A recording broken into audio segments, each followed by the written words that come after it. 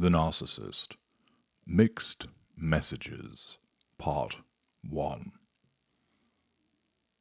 Communicating with the narcissist can often feel like you are drowning in an alphabet soup. Your ears clogged with word salad as you start to wonder if you are losing your grip on reality. The narcissist's method of communication can often be blunt and direct, but also, on other occasions, it becomes mired in assumptions and the belief that you should know what the narcissist meant, even when what they said either made no sense to you or is at odds with what they tell you they meant. Why did they say this when they meant that? Why were they not clear? Why are they telling you they know precisely what you are thinking, and that you do not know your own mind? Why does the narcissist speak in such mixed messages?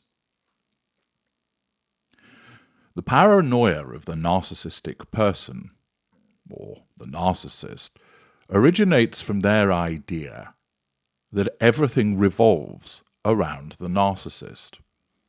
This has to be the case to enable and motivate the narcissist to assert control over his or her environment and everybody in it. This standpoint comes across as delusional to non-narcissists, but it fits perfectly into the context of the narcissist's reality. In order to convince the narcissist to pursue the prime aims, which are the very things which underpin the existence of the narcissist must believe that they are the sole motivation for everything that happens in some shape or form. Certain narcissists have problems with communication, or, to put it more accurately, they see no difficulty with the way that they communicate. The problem is in you, because of your failure to understand the narcissist. This communication breakdown occurs where there is a disconnect between perceptions.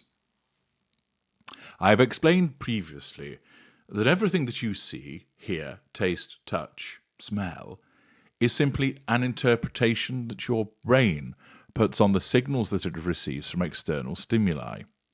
You have evolved in a very similar way to billions of other people, and therefore certain things are perceived in a similar way. For instance, you may describe something that is tall, that is a grey-brown colour, that has lots of spindly bits on it, with green things at the end, and the other person also perceives that you're describing a tree because they see it in the same way as you, because they have evolved in a similar way to you. Of course, there are subtleties. So, for instance, because of the way that people have evolved as their individual person, they may not like a certain smell, whereas to you, you really do. Take, for example, some people cannot stand the smell of petrol, gasoline, whereas others rather like the smell. Why is that? There's a difference in the receptors that you have. However, when it comes to the narcissist and the non-narcissist, the perception of the world are different as a consequence of the fact that the narcissist, through the way that they have been formed, perceives interactions between people through a lens of control. Non-narcissistic people do not. This then leads to a clash. This clash of perceptions is such that it is probably at the core of the disharmonious relationships that exist between the narcissist and non-narcissist. It is a huge source of frustration for the narcissist because they know the way that they see things, and they cannot understand how you cannot see it the same way. Similarly, it's a huge source of frustration for the non-narcissist. How is it that the narcissist is lying about what they see? The non-narcissist commonly takes the stance that their reality is the only reality, that is the correct reality. But remember, it is a perception. Yes, it is a perception that is shared by many other people, but still, it is a perception. And thus these two differing perceptions, one which is generally accepted as reality, the non-narcissistic one, clashes with the narcissistic one, which is viewed as disordered, because that view is in the minority.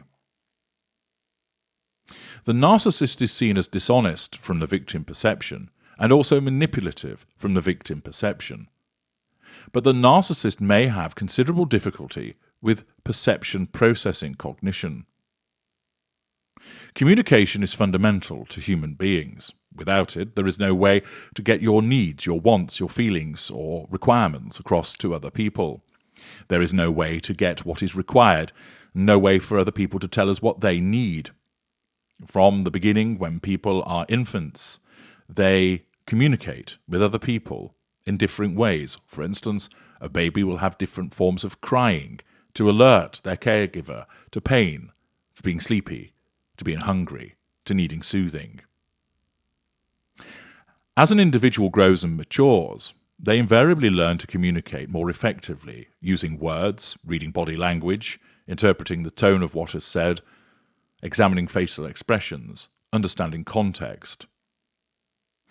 We learn about how we appear to other people. We learn how to express ourselves in a manner that best facilitates understanding. There is a whole range of communications that occur from the verbal and the non-verbal, and we understand how to utilize that. With that, certain narcissists are very effective at picking up on the methods of communication that are used by non-narcissists, mimicking and copying that in order to fit in. Others are less able. And to understand more about that, I would direct you to watch my videos The Imitation Game and The 404 Narcissist. There are many instances where the understanding between a narcissist and non-narcissist breaks down and creates problems. Less evolved narcissists have this breakdown because they see the world through their own lens, and their narcissism sees no reason to try and accord with the victim's perception. It's simply too much trouble. Accordingly, there is a disconnect.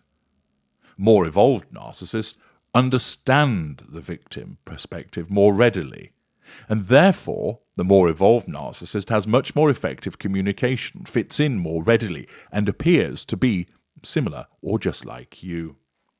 Take me, for example. As a consequence of the way that my narcissism has evolved and the way that it works in tandem at times with my psychopathy, I am able not only to understand the way that people think and act as a consequence of seeing them having done so over and over again, but I recognize the way that I ought to speak, the way that I should use tone, the facial expressions that should be utilized. I, through practiced ease, are able to apply them and do so in the relevant and appropriate situation. I understand communication, and I'm a very effective communicator, save for when I want to cause miscommunication, but I do so deliberately. I'm able to straddle two worlds, understanding the world of the victim and understanding the world of my kind. However, certain narcissists have major problems in areas of the spectrum of communication, which of course then means it becomes very difficult for you to deal with them. A vast majority of the problems that people have with narcissists are actually due to the clash of communication styles. For instance, some narcissists are rude and belligerent and bombastic, whereas others have a more passive style of communication. This means that they don't often speak or respond directly.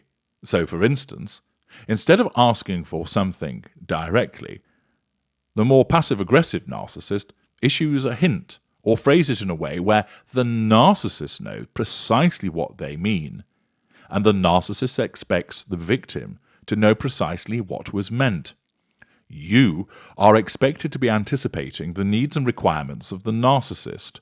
You, in effect, should be understanding, anticipating, knowing what the narcissist is meaning, what the narcissist needs.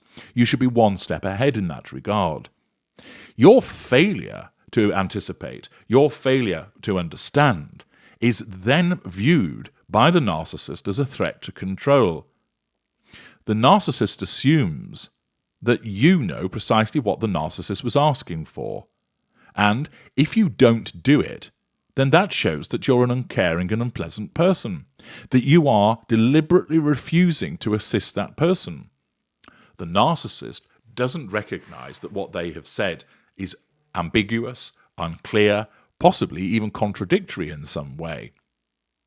They regard what they have stated to you is absolutely clear. They know what they meant, and therefore not only should you be able to understand it, but you should have been anticipating it anyway, because the world revolves around the narcissist.